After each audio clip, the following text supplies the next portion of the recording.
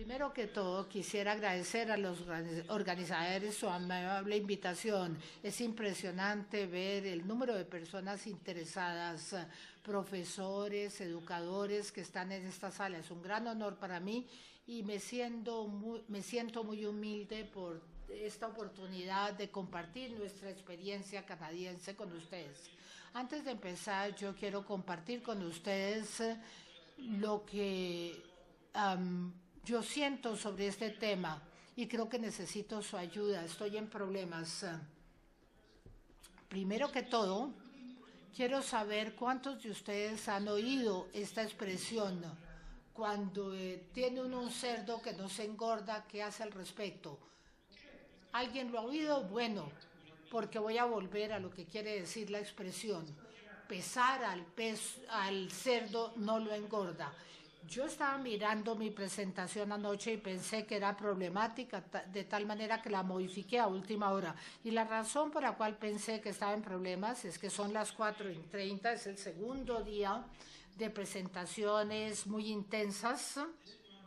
Y esta se va a hacer en inglés, lo cual la hace aún más difícil porque tienen que escuchar a través de la interpretación. Y el tema como tal, evaluación en la educación, es un tema un poco denso, árido, y es un reto para todos nosotros, para mí y para ustedes. Lo que pensé que iba a hacer es que quizás habría la forma de captar la atención de los maestros respecto a esta presentación. Como profesor y como persona interesada en la medición y en la evaluación, he pensado que quizás una prueba nos podría ayudar.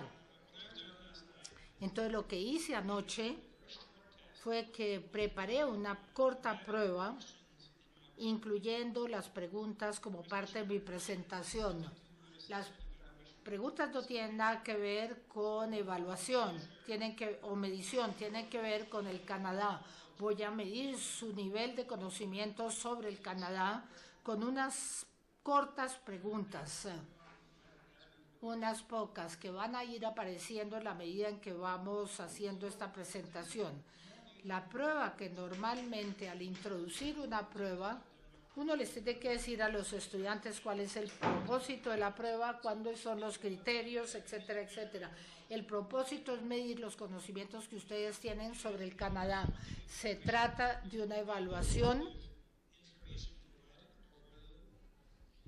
No habrá ningún tipo de intermedio y hay 4 preguntas para una evaluación formativa. Los criterios de éxito es que uno tiene que tener 4 preguntas obteniendo la respuesta correcta. Y la buena noticia es que para la 4ª pregunta, si uno escuchan a mis colegas la presentación de Donald Holum, él ya les dio todas las respuestas, o sea que ustedes tendrán por lo menos una respuesta que contesten correctamente. Antes de hablar del Canadá, yo les voy a decir que hay muchas semejanzas y diferencias sobre la educación y el control educativo en el país. En primer lugar, es el único país educativo que no tiene un sistema federal. Tiene 13 diferentes sistemas de acuerdo con 10 provincias y 3 territorios, lo cual quiere decir que hay 13 ministros de educación y que cada región o provincia o territorio asume la responsabilidad de la educación, de todo lo educativo: financiación, contratación de los maestros, construcción de las escuelas, la parte curricular y la evaluación. Esto quiere decir que hay muchas diferencias, pero en última instancia también muchas semejanzas. Es un sistema muy descentralizado. Cada provincia o territorio es responsable de todo lo que tiene que ver con su programa curricular y la evaluación. Si les muestro un mapa, que lo llevo aquí en el bolsillo trasero, cada provincia tiene su propia forma de hacer evaluación en diferentes campos, durante la educación primaria, la intermedia, durante la educación secundaria, bachillerato, y en algunos casos es formal, una evaluación formal, otras veces lo es mucho menos, muchas veces todos los estudiantes, a veces una muestra, o sea que hay muchos sistemas diferentes. Y en mi oficina, el Consejo de Educación donde yo trabajo es responsable de trabajar con las provincias cuando ellos quieren un sistema nacional y la evaluación es parte, porque no solamente hay sus propios programas, sino también nacionales a los cuales se refirió Donald Hollum, que es el sistema de evaluación pan-canadiense, haciendo pruebas para estudiantes de 13 años de edad en lectura, escritura y matemáticas, y luego los programas participan en programas internacionales como el PISA, que ha sido mencionado varias veces a la edad de los 15 años. Todas las provincias lo hacen y nosotros lo hacemos en nuestra oficina, que es la Oficina Nacional del Consejo de Educación. Entonces, los temas que voy a tratar de abarcar hoy: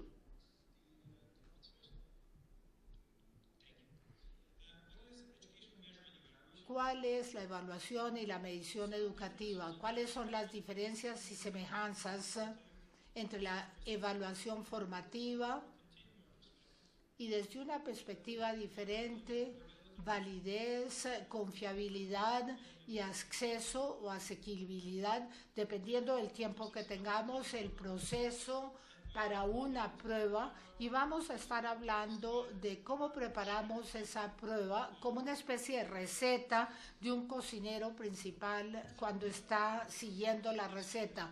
Y luego la equidad dentro de la prueba, qué quiere decir ese concepto y cómo se traduce al aula.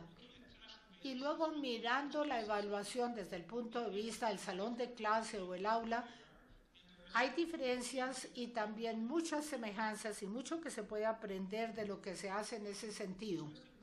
Lo interesante en el momento actual es que nos hemos dado cuenta que al final de un segundo día, después de que han hablado varios expertos, parte de lo que yo voy a decir ya se ha dicho, y quizás en forma aún más clara, hasta tal punto que algunas de las diapositivas que yo tengo aquí han sido ya mostradas. Voy a ir muy rápidamente. Hablemos de medición. Yo me puse muy asustado cuando vi una cita de Albert Einstein, pero no es la misma. Einstein decía un día: no todo lo que se puede contar tiene importancia y no todo lo que cuenta se puede prestar a medición. Esto es realmente más profundo de lo que parece y se resume en lo siguiente: nosotros hacemos pruebas simplemente para hacer pruebas o porque hay algo que tiene que medirse y que hay que evaluar. Es la primera pregunta que nos tenemos que hacer. Cuando yo estaba en la educación primaria, un maestro que todos los viernes por la mañana, llueve o truene o haga sol, tenía un pequeño examen. Hubiera pasado lo que hubiera pasado esa semana, si hubiéramos tenido 3 días de nieve, el viernes de todas maneras, pasare lo que pasare, había un pequeño examen. Y yo diría que en este caso lo que significa es que ese profesor había perdido de vista el propósito de las pruebas. Si uno hace pruebas para pruebas, no lo hagan. Y si lo están haciendo simplemente por tener que hacer una evaluación, no vale la pena hacerlo. Hay que encontrar la razón de ser y tiene que quedar muy claro en su mente para qué lo hace y comunicarse con los estudiantes que se van a someter a esa pequeña prueba. El propósito puede ser de diferente índole. La evaluación internacional, por ejemplo, tiene diferentes finalidades. PISA trata de saber las aptitudes respecto a la lectura. Una prueba de provincia puede poner a prueba los conocimientos matemáticos por diferentes motivos. En el aula esto puede ser simplemente para preguntarle a los estudiantes que hagan un experimento en el laboratorio o para ver que también el experimento se relaciona con ver la generación de la luz, y ese puede ser el propósito de lo que ustedes quieren evaluar. Tienen que tenerlo claramente establecido y comunicárselo a sus estudiantes antes de pasar a hacer la prueba. Y luego hay que ver lo que tiene que hacerse, la información que uno quiere recopilar y que quiere someter a medición.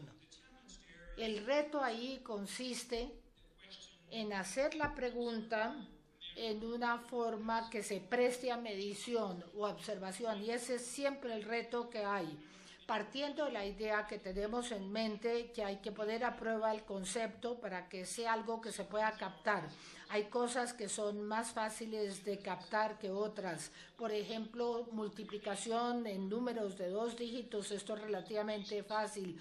Tantas operaciones de multiplicación al estudiante, él o ella lo hacen y al final de la prueba uno se da cuenta si ellos pueden hacer multiplicación con números de 2 dígitos. Otros campos es más difícil encontrar un concepto que se preste a medición. Por ejemplo, comprensión en lectura.